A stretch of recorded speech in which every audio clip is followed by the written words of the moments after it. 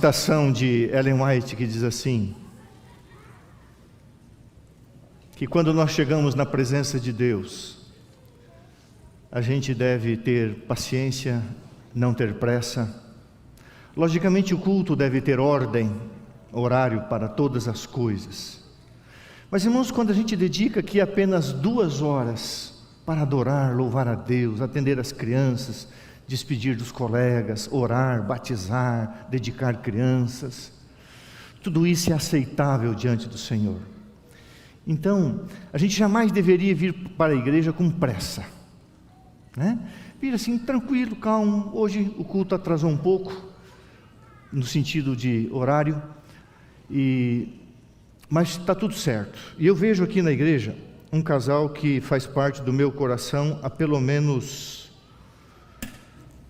8, 9 anos.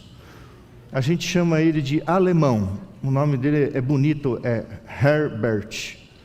E a sua esposa Kênia e o meu querido amigo Vitor. Então, como eu gosto de dar uma constrangida, se vocês sigam em pé para a igreja conhecer vocês, olha ali. Uma saudaçãozinha da igreja, assim, isso, muito bem.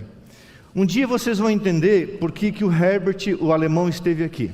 Vocês vão entender por quê, ok? Muito bem, queridos irmãos, quando chega essa época do Natal, normalmente, obrigado Levi, normalmente você vai ouvir um sermão assim sobre o Natal, sobre as luzes, árvores, presentes. Não sou contra nada disso, é o nascimento de Jesus, uma manjedoura, animaizinhos, tudo muito bonito. A serva de Deus diz no livro Lar Adventista que cada igreja deveria ter uma árvore de Natal. Está lá no Lar Adventista, página 480. Cada igreja deveria ter uma árvore de Natal e todos nós deveríamos depositar uma oferta a Cristo, assim como fizeram os Reis Magos. Então não tem nada de errado. A única coisa é que o Natal, o espírito natalino não pode ter, irmãos, uma motivação egoísta. É presente para cá, presente para lá, não está errado. Ontem já comprei mais um presente para minha esposa, ela está usando já um lindo sapato. Não tem nada de errado você presentear, tudo está certo, mas nessa manhã, eu vou pregar um sermão que talvez você nunca tenha ouvido. O que é Natal? E eu vou falar praticamente nada de Natal. O dia 25 de dezembro, há muitas lendas, teorias. Não foi exatamente o dia que Jesus nasceu, o importante é que ele nasceu. Mas aos olhos de Deus, o que foi o nascimento de Jesus? Então o título do sermão dessa manhã se chama O Encarnado. Você vai ouvir um sermão sobre encarnação. Por quê? Porque a essência do Evangelho, o âmago do Evangelho, é a encarnação de Deus na humanidade. Esse é o âmago. Então eu quero que ao ouvir esse sermão, que não será um sermão sobre árvores, luzes, presentes, ceias, tudo isso é importante, tem que acontecer, é família, é gostoso, tudo jóia, tudo bacana. Mas nós corremos o risco de perder a profundidade, o sentido, e suplantar o âmago, a essência da intenção de Deus, simplesmente por um evento. Então, como pastor, como líder religioso, quando olho para a Bíblia, quando olho para o dom profético, precisa ser pregado isso. Agora, antes, eu vou precisar ser um pouquinho professor nessa frase aqui. Presta bem atenção, quero ver se você entende.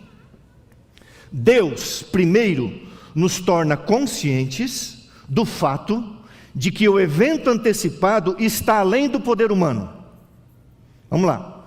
Deus, ele mostra um fato antecipado, Deus diz assim, vai acontecer isso. E quando você toma consciência do que vai acontecer, você diz assim, isso não tem condições humanas de acontecer, porque o contexto é humano. Deus faz isso, antecipa um evento e diz, vai acontecer isso. Você toma consciência e diz, impossível. Humanamente impossível. É impossível do ponto de vista humano, antes de nos apresentar os meios pelos quais isso ocorrerá. Por que Deus faz isso? É assim que Deus nos leva a apreciar a sua bondade e nos ensinar a ter confiança nele, depender dele e depender das suas promessas. Agora eu vou tentar resumir esse negócio aqui. Pegar um exemplo. Depois eu vou voltar nisso aqui no final. O povo de Deus chega ali, diante do Mar Vermelho. Montanhas de um lado, montanhas de outro lado, intransponíveis. Um mar vermelho. Quem vai passar a pé dentro de um mar? Atrás, um feroz exército, o maior do mundo, liderado pelo maior monarca do mundo, Faraó. E Deus antecipa um evento. Eles olham e dizem assim: não tem saída.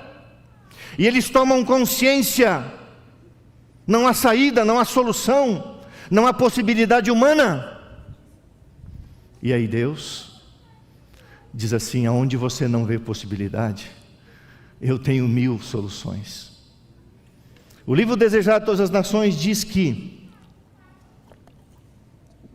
quando estamos em dificuldades e aflições, Deus tem 1000 maneiras a nosso favor, das quais nós nada sabemos. Então, quando você não tem uma solução, Deus tem 1000. Bom, diante disso, nós vamos entrar no sermão, a encarnação. O Natal não é o nascimento de um bebê. O Natal é a encarnação de Deus. E eu vou ler uma citação no início, que você vai pensar muito nela, porque eu pensei muito nela. Feche seus olhos, ore comigo.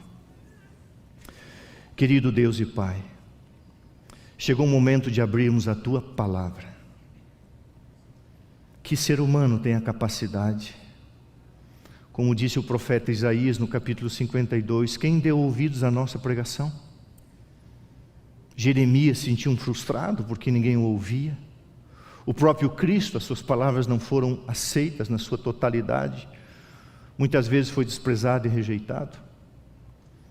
Mas Senhor, o que é impossível ao homem, jamais é impossível ao Espírito Santo de Deus. Cada vez que eu me ajoelho no meu escritório, sobre aquela cadeira, e eu tomo a Bíblia em minhas mãos, o Senhor sabe o que eu te peço. Eu peço que o Senhor faça o sermão. E quando eu peço que o Senhor faça o sermão, é porque o sermão não pode nascer na cabeça de um pecador, tem que nascer na cabeça de Deus. E como Deus já revelou a sua palavra, então Deus manda a gente pesquisar. E agora eu peço ao Senhor, em nome de Jesus, que pregue esse sermão. Que o Senhor interprete, que o Senhor aplique, que o Senhor faça com que essa verdade da encarnação de Deus, na pessoa humana de Jesus, seja para nós a fonte de motivação, para a virada de um ano, e um novo ano mais perto do céu, e mais perto de ver Jesus voltar. Muito bem, abra a palavra de Deus no Evangelho de Lucas, capítulo 1, verso 26 até o verso 38. Vamos ler essa perícope. Perícope à parte, é o texto que o pastor separa para fazer um sermão expositivo. Pega aí essa parte, Lucas capítulo 1, verso 26 até o verso 38. Lembrando que Deus mostra um fato antecipado, e quando a pessoa tem consciência, ela acha aquilo impossível. E então a pessoa entende a bondade de Deus, o poder de Deus, o cuidado de Deus, a misericórdia de Deus e as promessas de Deus. Achou aí? Lucas 1, verso 26 diz assim: no sexto mês, o sexto mês em que Isabel, a mãe de João Batista, estava grávida, no sexto mês foi o anjo Gabriel, enviado da parte de Deus para uma cidade da Galileia chamada Nazaré, a uma virgem desposada, noiva com certo homem da casa de Davi, cujo nome era José. A virgem, uma adolescente, 15, 16 anos, chamava-se Maria, cujo significado é mulher soberana. E entrando o anjo onde ela estava, disse: alegra-te muito, muito favorecida, agraciada, dotada da graça de Deus, alvo da graça de Deus, o Senhor é contigo. Ela, porém, ao ouvir esta palavra, perturbou-se muito e se pôs a pensar o que significaria essa saudação. Mas o anjo lhe disse: Maria, não temas, porque achaste graça diante de Deus. Eis que conceberás e dará à luz um filho, a quem chamarás pelo nome de Jesus. Este será grande e será chamado Filho do Altíssimo. Deus, o Senhor, lhe dará o trono de Davi, seu pai. Ele reinará para sempre sobre a casa de Jacó, e o seu reinado não terá fim. Então, depois de Jesus antecipar esse evento, ela diz: como? Então disse Maria ao anjo: como? Como será isso? Como que eu terei um filho? Como que eu conceberei um filho, se eu sou virgem? Eu não tenho relação com homem algum. Respondeu-lhe o anjo, verso 35: descerá sobre ti o Espírito Santo, e o poder do Altíssimo te envolverá com a sua sombra. Por isso também o ente santo que há de nascer será chamado Filho de Deus. Filho do Altíssimo, Filho do Espírito Santo, Filho de Deus. E ainda tem gente que diz que o Espírito Santo não é Deus. E Isabel, tua parenta, igualmente concebeu um filho na sua velhice, João Batista, sendo este já o 6º mês para aquela que dizia ser estéril. Porque para Deus não há impossíveis em todas as suas palavras e promessas. Então Maria humildemente disse: aqui está a serva do Senhor, que se cumpra em mim conforme a tua palavra. E o anjo se ausentou dela. Novamente eu vou pedir que você preste atenção no que eu vou ler. Mas antes de ler, eu deixo te falar uma coisa. Um pastor pregar um sermão é algo que dá muito trabalho. São mais de 15 horas de estudo semanal. Mas um pastor pregar um mistério, a encarnação é um mistério, irmãos. Você vai entender. Existem 2 tipos de mistérios na Bíblia: os mistérios revelados que pertencem ao homem, e os mistérios divinos não revelados, que pertencem ao conhecimento e à sabedoria de Deus. A encarnação não há explicação humana, por se tratar de um ato divino, sobre-humano e sobrenatural. Agora veja, presta atenção nisso aqui, isso aqui precisa ser entendido. Desejado de todas as nações, página 161.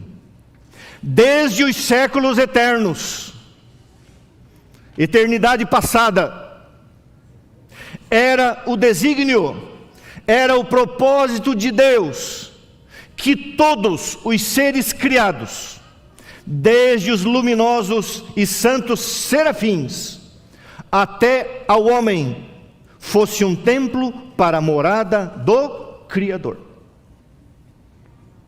Quando Deus criou os anjos, e quando Deus criou Adão e Eva, não era apenas para a sua companhia. Deus queria interagir divindade com os anjos, divindade com a humanidade. Era plano de Deus que a humanidade, que na humanidade habitasse a divindade. Não é estranho que Deus criou você para morar dentro de você? Não é estranho que Deus criou os anjos, de estranho que eu diga aos olhos humanos, não é estranho que Deus criou os anjos e faria deles uma morada dentro deles? Eu posso explicar isso? Não. Devido ao pecado, a humanidade cessou de ser a morada de Deus. Obscurecido e contaminado pelo pecado, o coração do homem não mais revelaria a glória da divindade. Então o plano de Deus era que a glória da divindade irrompesse de seres humanos. Por isso que Adão e Eva, antes do pecado, tinham uma luz, era a glória de Deus dentro deles, era parte da divindade dentro deles. Eles não eram divinos, mas tinham coparticipação na divindade. Você vai ver isso na Bíblia. Por que Lúcifer, um anjo de luz? Porque ele também tinha dentro de si parte da glória de Deus. É plano de Deus dividir a sua natureza com os seres criados, para que a sua glória resplandeça.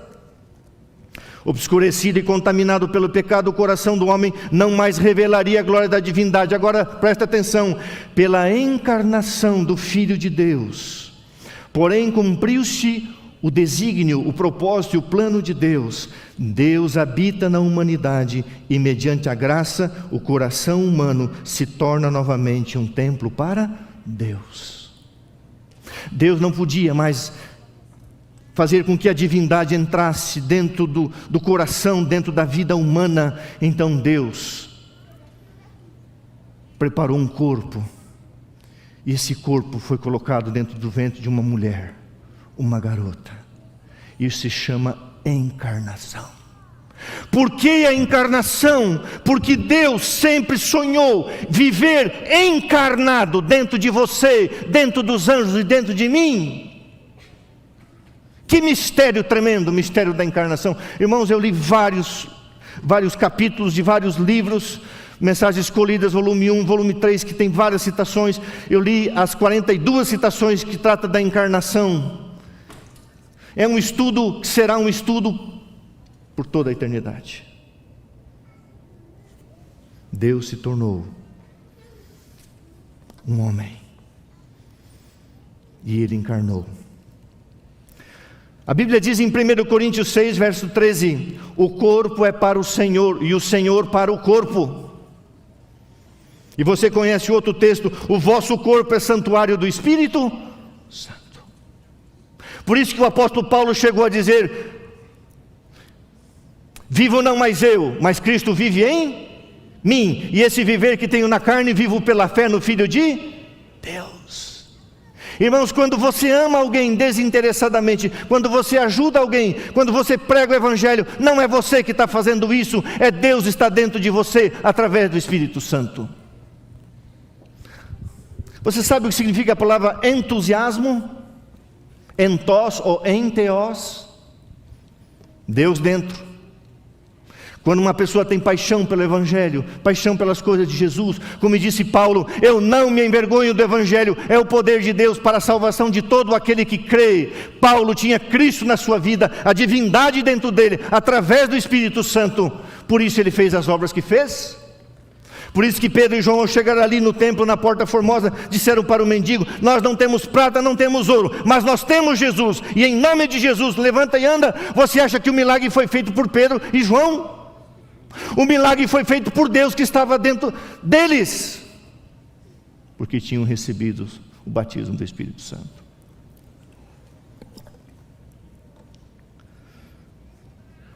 Primeiro Timóteo 3,16 diz assim: evidentemente, grande é o mistério da piedade. Esse é o grande mistério da piedade. Aquele que foi manifestado na carne, foi justificado em espírito, contemplado por anjos, pregado entre os gentios, crido no mundo, recebido na glória. Jesus não perdeu nada da sua divindade quando encarnou, mas também quando ascendeu ao céu, não perdeu nada da sua humanidade. Irmãos, que coisa maravilhosa! Por toda a eternidade, você e eu temos um Senhor Jesus Cristo chamado irmão. Isso me impressiona. Quem está no céu é o teu irmão, um ser humano, plenamente Deus e plenamente homem, a ponto de ter uma intimidade tão grande com os discípulos e dizer: olha essa câmera para mim assim: eu não chamo vocês de servos, vocês são meus amigos. Esse é o sentido, irmãos, do seu nascimento. É muito mais do que coisas pueris, comerciais. É a encarnação do Filho de Deus. Evidentemente grande é o mistério da piedade. Isaías 7,14: portanto o Senhor mesmo vos dará um sinal, e o sinal se cumpriu: eis que a virgem conceberá e dará à luz a um filho, e lhe chamará pelo nome de Emanuel, que significa Deus conosco. Hebreus 10,5 diz assim: oferta e sacrifício não quisestes, mas um corpo me preparaste.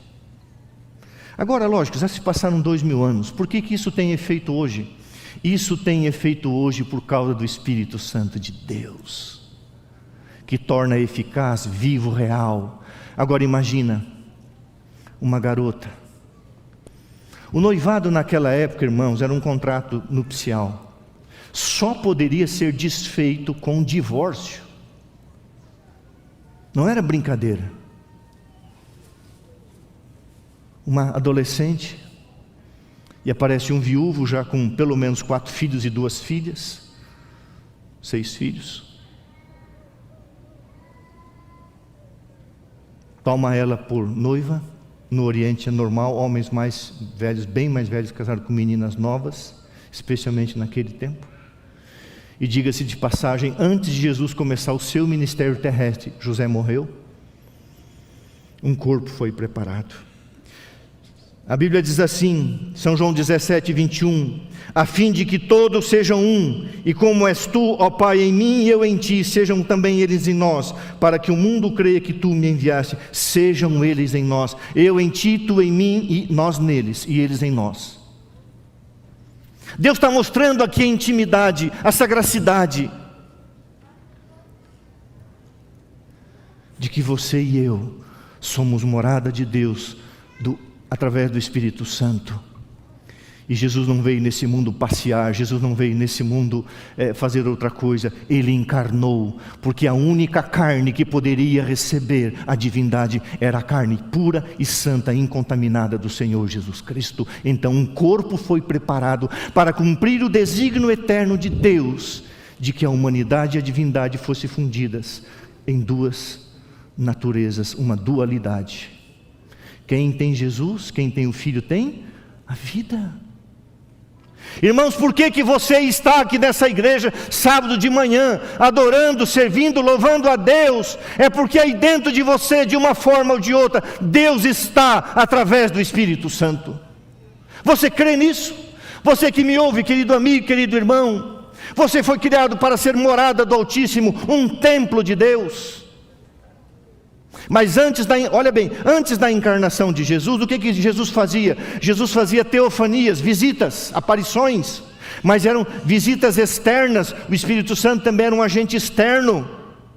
Somente depois da encarnação, quando um corpo humano recebeu a divindade, o homem passou a ser a morada de Deus. O Espírito não é mais externo, ele é interno. Deus não faz mais aparições externas, ele trabalha dentro de nós, em nós. Isso é tremendo.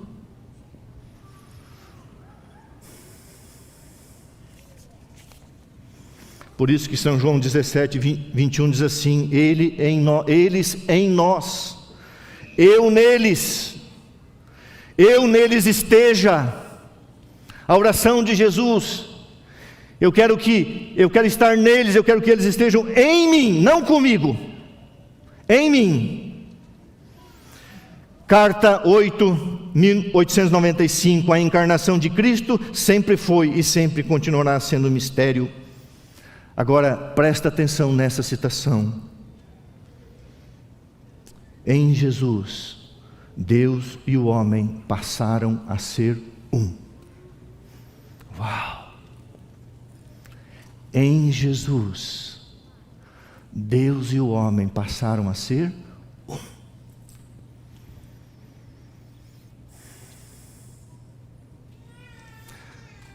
Existe uma palavra na Bíblia chamada monogenes. Deus amou o mundo de tal maneira que enviou o seu Filho unigênito ali, não é o único gerado, é monogenes, o único da sua espécie é Cristo. E quando Cristo encarnou, Deus e o homem passaram a ser um. E sabe qual é o plano de Deus?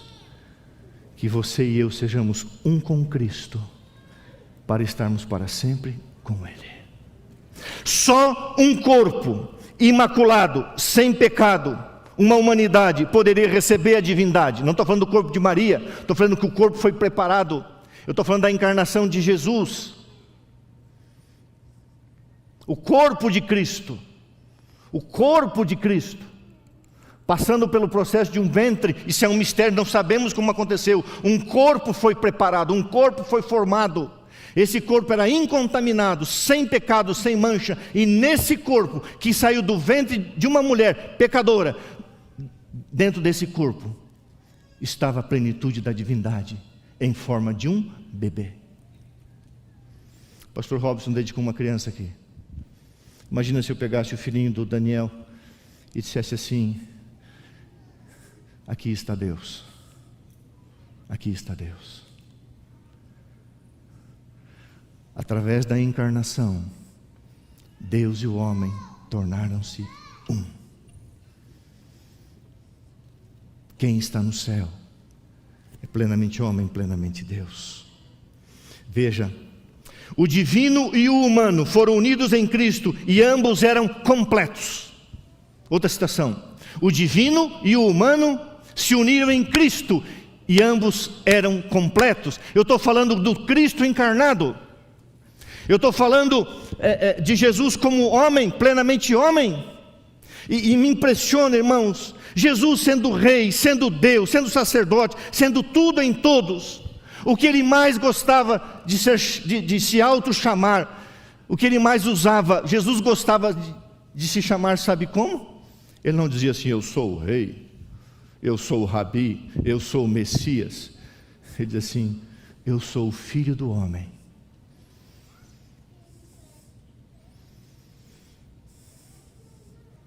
Hoje eu vou gravar um vídeo sobre Belém, a casa do pão. Não, Betel, que é a casa do pão, sobre Belém. Sabe, irmãos, a gente olha para Belém. Eu fui 3 vezes no lugar que dizem que é a gruta onde Jesus nasceu, lá em Belém. E as pessoas fazem romarias, passeios, curiosos, vão lá, e eu também fui. E as pessoas falam só de coisas assim, alegres, positivas, e está certo. Só que se você estudar a história de Belém, provavelmente você vai chorar. Porque crianças de 2 anos para baixo foram assassinadas ao fio da espada de um filho do demônio Herodes. Você vai chorar pela pobreza, pela miséria. Você vai chorar pelo desprezo que deram a José e Maria quando chegaram na sua cidade natal. Você vai chorar porque Belém reprova. Belém condena o nosso orgulho, o meu orgulho, a minha vaidade. Belém condena o amor que eu tenho às outras coisas que não ao Senhor Jesus Cristo. Belém condena a minha indiferença. Belém condena a minha ignorância espiritual. Belém me repreende. Você sabe o que é a palavra manjedoura? Você nasceu na roça? Ô irmão Eliseu, se eu errei teu nome, me perdoa. Eu sei que a esposa é Ivani. E você sabe o que é manjedoura? Manjedoura é um coxo. Você sabe o que é um coxo? Não é o aleijado, que também é.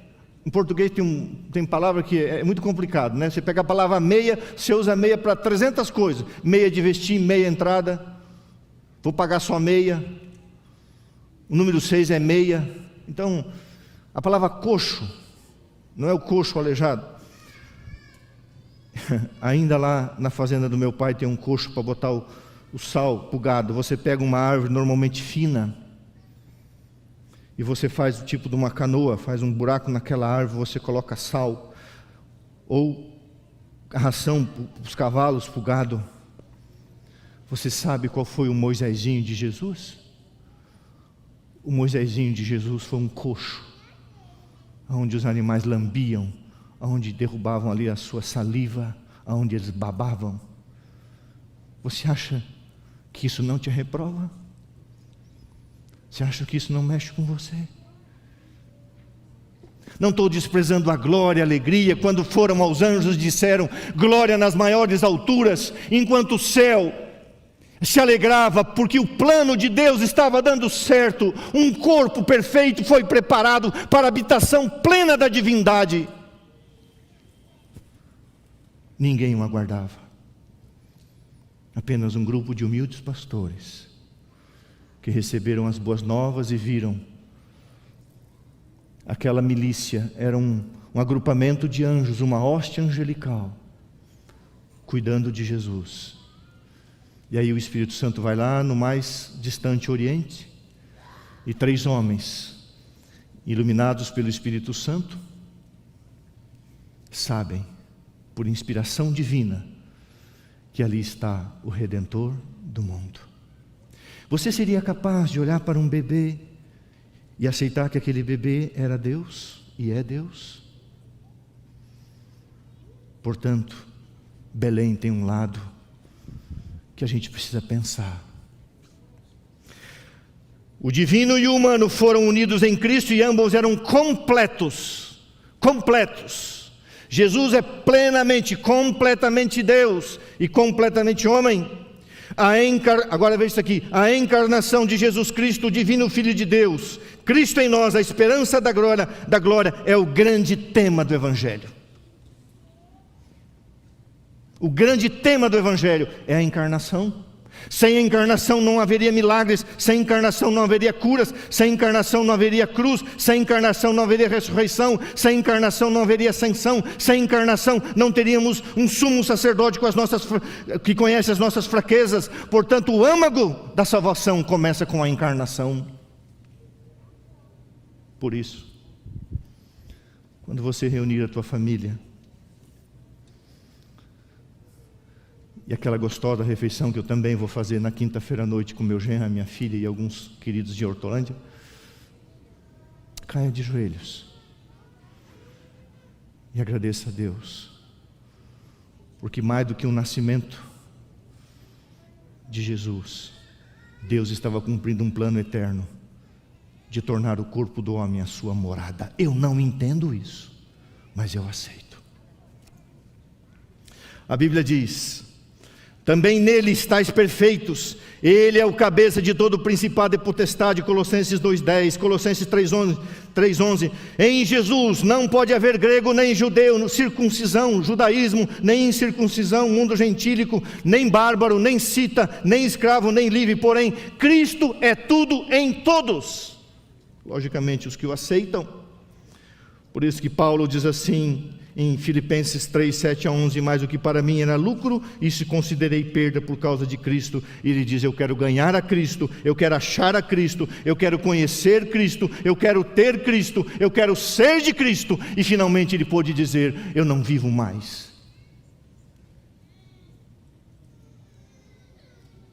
O viver para mim é Cristo, e se eu morrer é lucro. Por quê? Porque assim, irmãos, como dentro de Jesus tem uma dualidade, 2 naturezas, a divina e a humana sem pecado, dentro de você tem uma natureza pecaminosa, mas também tem uma natureza espiritual através do Espírito Santo. Você é casa de Deus. E por onde que ele entra nessa casa? O teu lobo frontal, a tua razão, o teu sistema nervoso central, a parte elétrica do teu cérebro. Queridos irmãos, mais excelso do que qualquer dos anjos, igual ao Pai em divindade e glória, vestido no manto da humanidade, divindade e humanidade combinaram-se misteriosamente, pois o homem e Deus tornaram-se um, e nessa união que nós encontramos a esperança para a raça caída. Não haveria esperança de salvação sem a encarnação. Deus não poderia fazer uma obra de regeneração sem que o divino se misturasse com o humano. Por isso que Jesus é o nosso sumo sacerdote, sacerdote perfeito. Sabe por quê? Porque ele pega a humanidade na sua perfeição e apresenta diante de Deus, no teu lugar e no meu lugar. Ele é o nosso substituto, ele é o nosso arrabom, ele é o nosso penhor, a nossa garantia. Não haveria esperança sem encarnação. O único meio de resgatar o humano foi o divino se tornar humano, para que o humano se torne parte da natureza de Deus. Você vai ver isso aqui. Irmãos, eu fico um pouco preocupado, que talvez alguém faça uma leitura errada, está dizendo assim: o pastor pregou que nós seremos deuses. Por favor,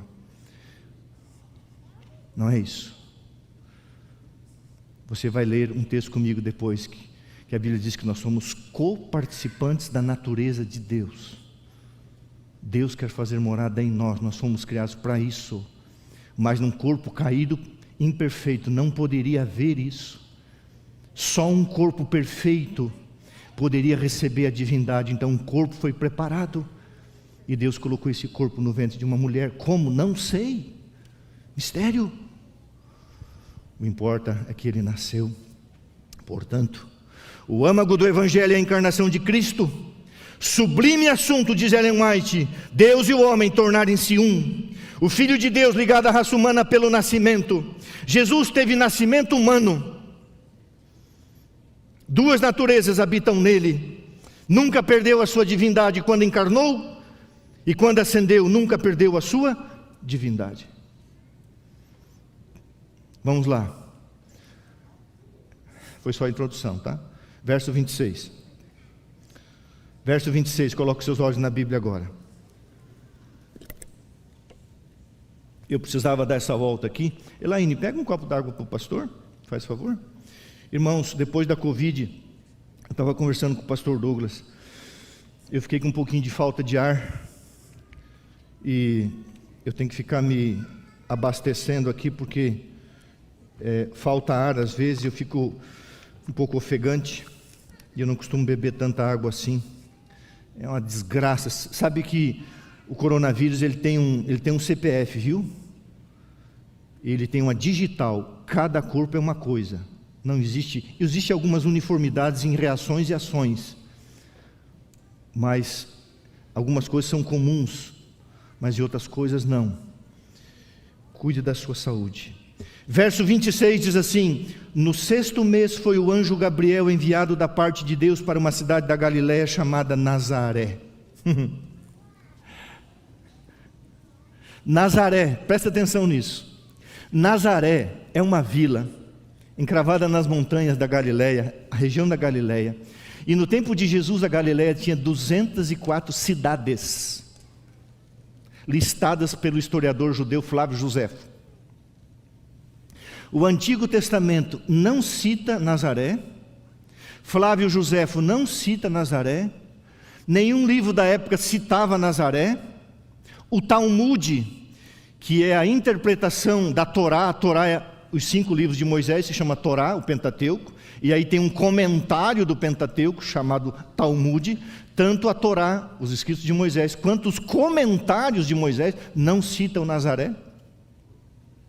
Era o pior lugar do mundo naquela época.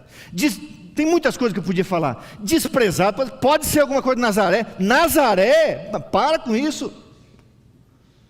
Eu nem vou fazer ilustração, porque nem tem comparação nesse mundo.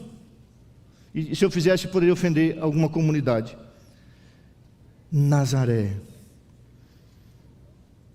Nazaré, irmãos, era tão obscura, tão insignificante, que então ela não é mencionada em nada. Era uma cidade completamente ignorada, desprezada. Mas quando o apóstolo Paulo, em Atos 22, ele narra o seu encontro com Jesus, e eu amo isso, e você vai entender o porquê. Paulo cai do animal, seus olhos ficam cegados pela luz gloriosa do Cristo encarnado, e Paulo diz assim, e Jesus diz assim: por que tu me persegues? Eu não estou perseguindo o Senhor, eu estou perseguindo a tua igreja, eu estou falando mal da tua igreja, eu estou criticando a tua igreja, eu quero destruir a tua igreja. Não. O fundador da igreja sou eu. Por que tu me persegues? Não pensa, irmão querido, você como membro da igreja, que quando o diabo te ataca, quando você sofre, quando você luta, Deus é indiferente. Você é a menina, continua sendo, como membro da igreja, parte do corpo de Cristo, você continua sendo muito especial aos olhos de Deus. Está escrito, eu já mencionei isso aqui. Imagine isso aqui ser a cabeça de alguém. Está escrito assim: a mão de Deus está sobre os seus filhos. Quando alguém vai ferir um filho de Deus, primeiro tem que ferir a mão de Deus. Deus cerca você com os anjos. com o Espírito Santo. Nada chega até você sem passar por Ele. E então, Jesus diz para Saulo: por que você me persegue? E aí Saulo diz assim: quem és tu? Eu sou Jesus Cristo Nazareno. Eu não tenho vergonha de onde eu vim. Eu sou de Nazaré. Eu sou nazareno. E pela primeira vez no texto bíblico, em Mateus 3, que aparece a palavra Nazaré. Não existia Nazaré. Por quê? Desprezada, excluída, rejeitada. Eu não sei para você. Não sei qual é o pior sentimento para você. Mas para mim, um dos piores sentimentos é o desprezo. Nazaré é desprezada. Mas em Isaías 11, verso 1, a palavra Nazaré significa ramo ou raiz. Então tem uma coligação com Isaías 11, 1, que diz que lá do ramo nasceria o renovo. Lá de Nazaré, não era essa palavra, mas é uma palavra correlata, do ramo. Ele seria chamado, por isso que diz, ele seria chamado Nazareno. Isaías 11, verso 1.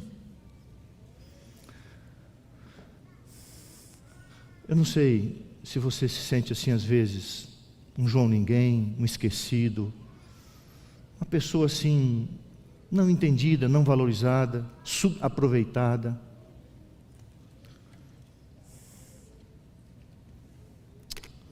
Sabe, irmãos,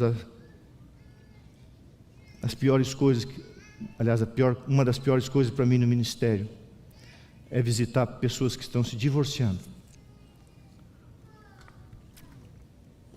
Especialmente quando alguém é desprezado, diz assim: eu não amo mais você. Casou com uma pessoa, viveu 20 anos, fez a vida, ganhou um dinheirinho, está tudo certo, eu não te amo mais. Como se fosse o desprezo. Jesus veio do lugar mais desprezado daquela época para dizer que Ele não despreza ninguém e Ele não despreza você. Se você se sente só, se você se sente uma Nazaré da vida, tenha certeza, Jesus está com você. Me diz para mim, quem se lembraria dos cegos? Melhor, vou fazer uma pergunta diferente. Quem se lembrou dos cegos no tempo de Jesus? Algum sacerdote? Algum levita? Quem se lembrou dos leprosos? Quem se lembrou dos paralíticos? Quem se lembrou das prostitutas, dos ladrões, dos párias da sociedade? Quem? Quem se lembrou de um ladrão moribundo na cruz? Quem? Deus tem um carinho especial pelos esquecidos. Deus tem um carinho especial pelos esquecidos. Nazaré, ramo, raiz, ou um lugar de torre de vigia. Quem és tu, Senhor? Eu sou Jesus, o Nazareno. Sabe qual é o recado? Eu sou isso aí mesmo. Eu vim lá de Nazaré. Aí Natanael perguntou: Nazaré? Vem alguma coisa boa de lá? Vem. O próprio Deus encarnado veio de uma cidade que nem na lista das cidades da Galileia existia. Tão terrível que era aquele lugar. Queridos irmãos, verso 27 e o verso 28, vamos lá, senão o pastor não para de pregar. E foi a uma virgem desposada com certo homem da casa de Davi, cujo nome era José. A virgem chamava-se Maria. A virgem chamava-se Maria. Maria foi alvo. Isso aqui, irmãos, é tão denso, é tanta coisa. As pessoas tornam Maria uma fonte de graça. Maria não foi fonte de graça, ela foi receptáculo de graça. Ela foi favorecida, ela não faz favores. Ela foi uma mulher abençoada, uma mulher escolhida. Todavia aceitou Jesus como uma pecadora, foi transformada pelo seu próprio Filho Salvador. Maria foi alvo da graça, adotado pela graça, jamais foi despenseira da graça. Então quando as pessoas oram a Maria, Maria recebeu graça. Ela não oferece graça, ela não é despenseira de graça, ela é receptáculo e não fonte. E você continua sendo o alvo da graça e da misericórdia de Deus. Você é um receptáculo do amor de Deus. Irmãos, essas coisas que estão acontecendo nesse mundo estranho, nós estamos vendo, assistindo, sofrendo, vendo gente morrer. Mas por trás de tudo isso, a misericórdia de Deus está anunciando que em breve Jesus vai voltar. O Messias seria o mais rejeitado, o mais desprezado entre os homens. E aí quando Jesus chegou ali, verso 28, e entrando o anjo Gabriel, poderia fazer um sermão só sobre o anjo Gabriel, que substituiu Lúcifer, é o anjo, é o primeiro ministro de Deus, é que está ao lado de Deus. Não foi um anjo, nenhum anjo é comum, mas foi o anjo Gabriel. Alegra-te muito favorecida, o Senhor é contigo. Além de estar em nós, Ele está conosco, Emanuel, Deus conosco. Irmãos, tem segurança maior, tem alegria maior, tem prazer maior. Eu sou contigo. Há uma música do Nadson Portugal que eu gosto, que diz assim: serei contigo, na alegria e na dor, quando orares eu te ouvirei, tua vida é minha, haja o que houver, serei contigo, serei contigo, serei contigo. Agora se coloca no lugar de uma garota numa aldeia obscura, aparece Gabriel, e ela se assusta e diz assim: o Senhor é contigo.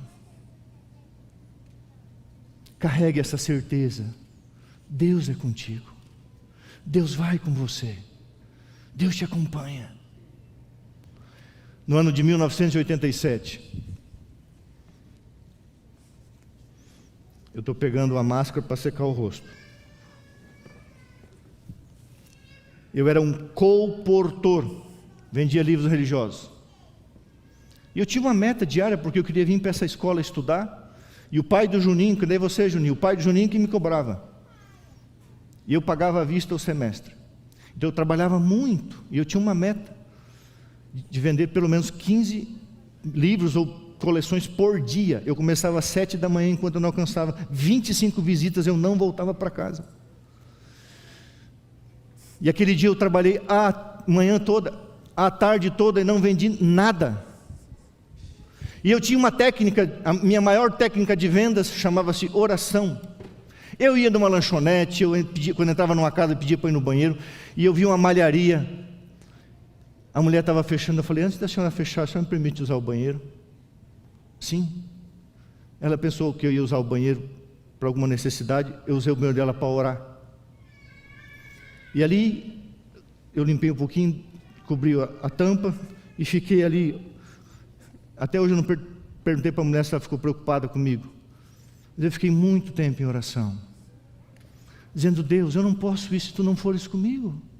Como que eu vou conseguir? Como é que eu vou ser um pastor se tu não fores comigo? Se o Senhor não me abençoar? E eu fiquei ali clamando, até que uma voz veio e disse assim: prossiga, eu sou contigo. E daquela hora, que eram quase 6 horas da tarde até as 11 horas, eu vendi o dobro do que eu tinha vendido no dia anterior. Eu só peguei rico pela frente e comprava um monte.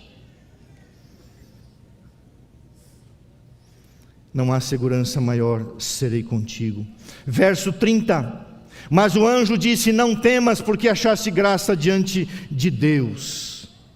Ah, irmãos queridos, geralmente, do Gênesis ao Apocalipse, quando seres celestiais, seja o Cristo pré-encarnado numa teofania, ou sejam anjos, sempre eles disseram: não temas, não temas.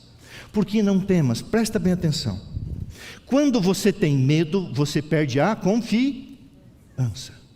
O medo tira a tua confiança. Confiança é sinônimo de fé. O medo destrói a nossa fé. Por isso que o recado de Deus para você é: eu não sei o que vai acontecer contigo no final de ano, ano que vem, mas a mensagem de Deus é: esteja com Jesus e não temas. Não temas. Não temas.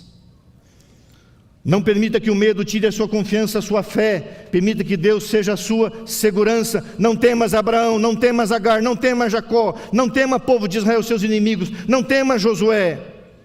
Não temas. Você tem algum medo? Eu falo para alguém que está desempregado. Eu falo para alguém que está com câncer, alguém que está doente. Eu falo para alguém que está com um familiar querido entubado, com medo que ele morra. Como não ter medo nessa hora? A gente tem que chegar à maturidade de Paulo. Se eu estou com Cristo, Cristo está no controle, entrega e não tenha medo. Não temas, é a mensagem de Gênesis até o Apocalipse. O verso 33, para a gente encerrando: e ele reinará para sempre sobre a casa de Jacó, e o seu reinado não terá fim. Irmãos, Jesus reinou no seu nascimento, reinou na sua adolescência, reinou na sua juventude, reinou sobre os demônios quando expeliu, reinou sobre a doença quando curou, reinou sobre a morte quando ressuscitou, ascendeu ao céu como rei, está como sacerdote. Jesus sempre reinou e nunca deixou de reinar, e ele reinará para sempre, e você e eu vamos morar com ele no seu reino. As coisas desse mundo terminam, mas as coisas para o cristão não terminam. Eu sempre digo em funerais de uma pessoa que morreu em Cristo faz uns 15 dias, não, um mês quase. Faleceu um querido irmão, amigo, lá em Curitiba. Eu fui fazer uma visita para a família. Na sala nos assentamos, eu falei: não esqueça uma coisa, a história não termina numa sepultura, é apenas um dormitório. Cemiterium, em latim, dormitório. Irmão, se eu morrer, se você morreu em Cristo Jesus, a nossa vida vai continuar. Isso me impressiona. Quando eu sou de Jesus, eu sou de Jesus além da morte, além da sepultura, como ele foi. Por isso que ele já levou alguns para o céu, para dizer: a morte é um inimigo, ele odeia a morte, vai destruir a morte, mas o seu reinado não terá fim. Você foi eleito, e se morrer vai ser reeleito, mas você vai viver eternamente. Agora, eu não vou ler por causa do tempo, mas preste atenção nessa citação. Os homens santos da antiguidade olhavam sempre adiante para o tempo, quando as coisas transitórias dariam lugar para as coisas eternas. Olhe para a vida de Moisés, contemplava um outro palácio. Olhe para Abraão, contemplava uma outra cidade. Sempre olhava para frente. Irmãos, não baixe a cabeça, não fique olhando para São Paulo, não fique olhando para o redor. Mantenha os seus olhos lá em cima, lá para cima. Mantenha os seus olhos nas realidades eternas. É para lá que você vai. O verso 35 diz: eu já falei bastante disso, o poder do Altíssimo te envolverá. A dualidade, o corpo de Cristo e o plano de Deus, a dualidade eterna. Agora eu preciso ler um texto com você, é o último. 2 Pedro 1,4, abra a Bíblia lá. Segunda carta de Pedro 1, verso 4. Achou aí? Segunda epístola de Pedro 1, verso 4 diz assim: presta bem atenção, tá? Pelas quais, está falando das promessas de Deus, tá? Pelas quais nos têm sido doadas todas as suas preciosas e muito grandes promessas, para que por essas promessas vos torneis o quê? Lê para mim, igreja. Lê para mim, vos torneis o quê? Coparticipantes da natureza divina. É muito mais do que imagem e semelhança. É Cristo em nós, a esperança da glória, e ser achado nele, não tendo justiça própria. Sabe por que você vai se salvar? Sabe por quê?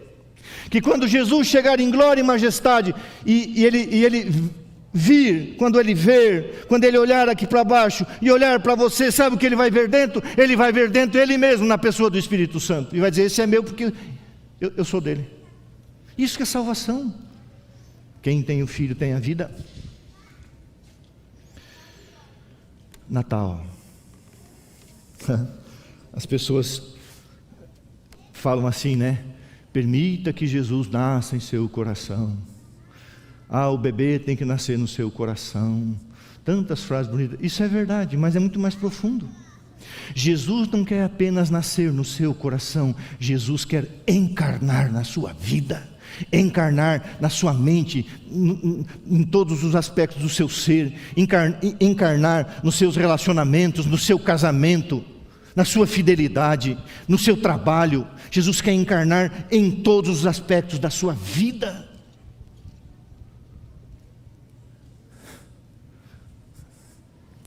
Você gostaria de ser um encarnado por Deus?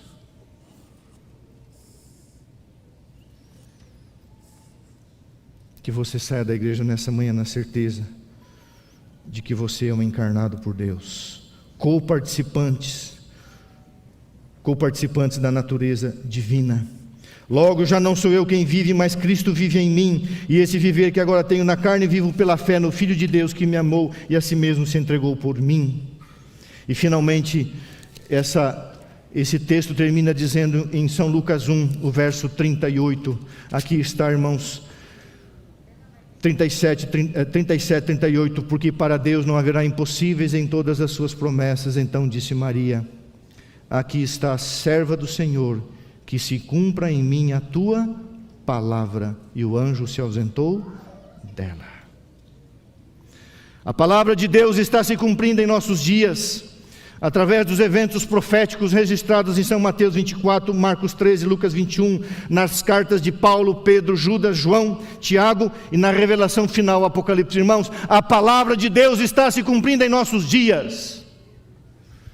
Que a autorização, que a resposta de Maria seja a tua oração, que a tua palavra se cumpra em mim. Você gostaria? E eu vou terminar lendo novamente.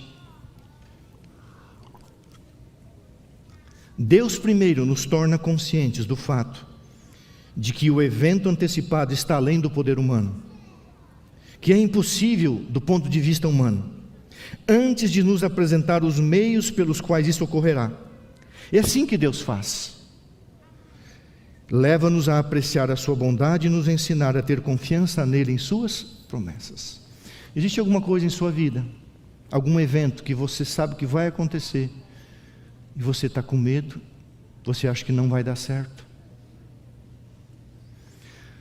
Juninho, toca uma música que eu não pedi, que é uma música que faz a gente pensar um pouco mais suavemente. No domingo passado,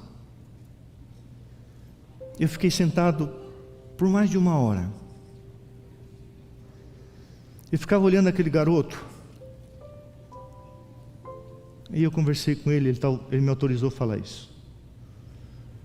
E as minhas filhas dizem que ele é meu filho. Se eu tenho 2 meninas, eu queria ter um piá para ensinar a andar a cavalo, não veio.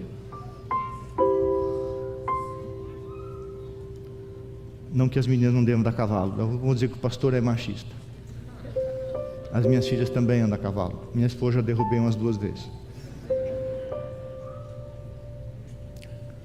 Mas em 2011, aliás, dezembro de 2010, coloca o PowerPoint para mim. Em dezembro de 2010, eu conheci esse menino alemão, Kenia. Pode deixar na primeira foto. É esse pequenininho, baixinho, ele é baixinho até hoje. Travou aqui o meu PowerPoint. Uau!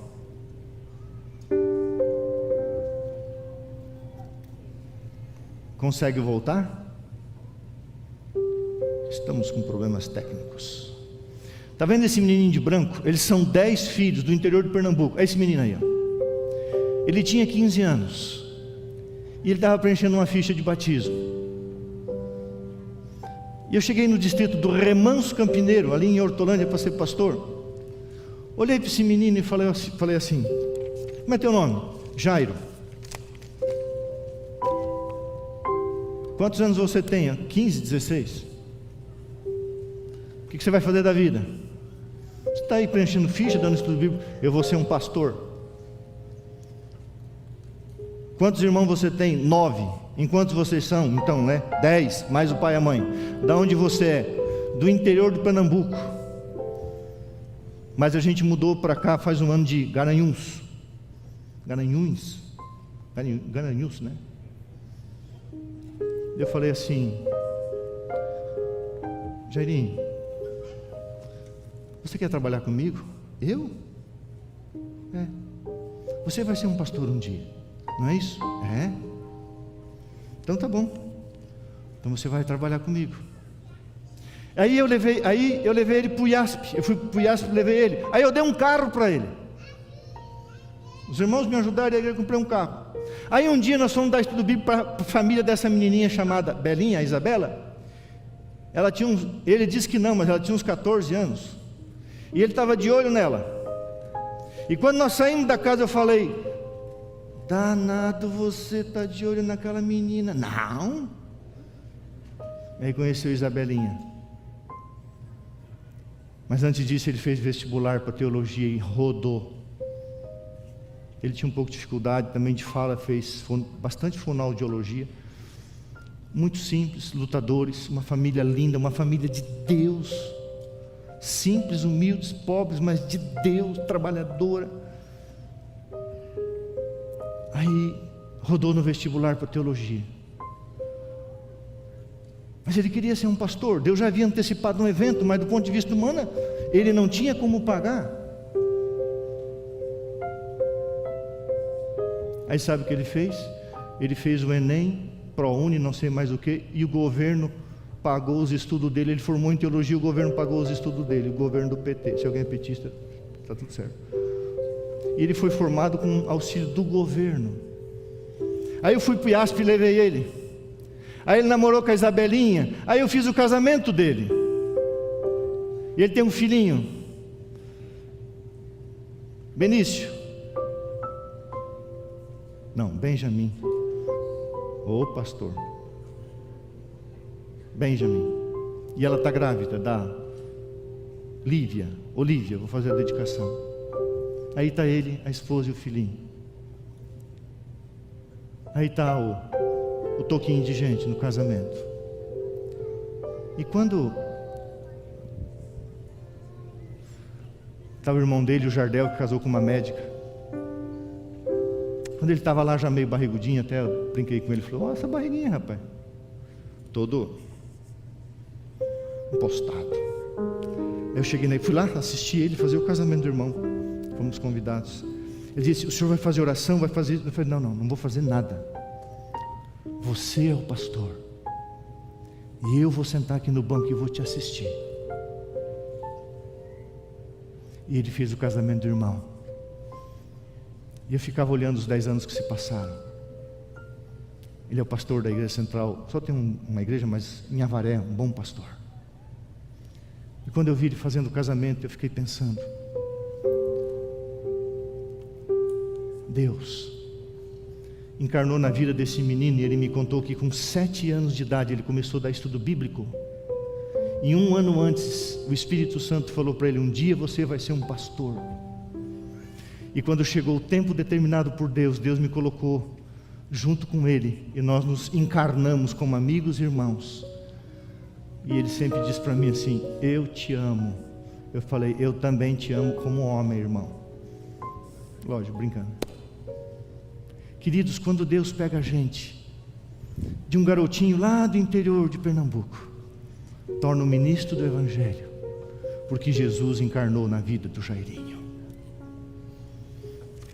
Final de ano, festas, presentes, tantas coisas boas, vamos curtir, vamos, tudo certo. Mas eu quero pedir a Deus, eu quero pedir a Jesus, eu quero que o plano dele, dos tempos eternos, eu quero ser encarnado através do Espírito Santo para amar e servir a minha igreja, a igreja do Deus vivo. E quando ele aparecer, vendo Cristo em mim, Cristo em você, ele não vai ter nenhuma dificuldade de te reconhecer, porque a tua natureza divina, humana, a pecaminosa vai sumir, e você vai ter o mesmo. Sabe que a glorificação é tanta coisa, né? A glorificação é a retirada da natureza pecaminosa, a implantação de uma natureza santa, e aí você vai ser como Jesus, divino, humano. como Jesus é. Querido Jesus, o mundo cristão vai comemorar o teu nascimento, mas nós não podemos esquecer, Senhor, que não foi um evento assim qualquer, de uma pessoa importante. Foi um plano de Deus de trazer a divindade para dentro da humanidade na encarnação de Jesus Cristo. Portanto, em nome de Jesus eu te peço que se cumpra em nós o que aconteceu com Maria. Encarna em nossa mente, encarna em nossas vontades, encarna nos nossos relacionamentos, encarna no nosso casamento, encarna no nosso sentir, no nosso pensar, no nosso falar. E assim, Senhor, nós sabemos que existe aí no céu o sumo sacerdote. Só ele podia fazer a mediação entre o humano e o divino, porque só ele é Deus e só ele é homem. Então tudo se cumpre nele, por isso ele é tudo em todas as coisas. Mas Jesus Cristo, eu te peço, seja tudo em nós neste final de ano. Encarna em nossa vida, Senhor, vive em nós, para que nós possamos dizer como Paulo: Cristo vive em mim, viver para mim é Ele, morrer é lucro. Essa é a maturidade da santidade. E quando chegar a glorificação e essa natureza pecaminosa for erradicada, nós então teremos a dualidade do divino e também da humanidade perfeita, assim como Cristo é. Por isso que João diz: como Ele é, nós seremos como Ele, não Deus, mas co-participantes da sua natureza. Por isso o pecado jamais terá lugar na nossa vida, porque nunca teve lugar na vida de Cristo. Que possamos pensar nesse final de ano, que a nossa oração seja a aceitação de Maria, que se cumpra em nós a tua vontade e a tua palavra, em nome de Jesus, amém.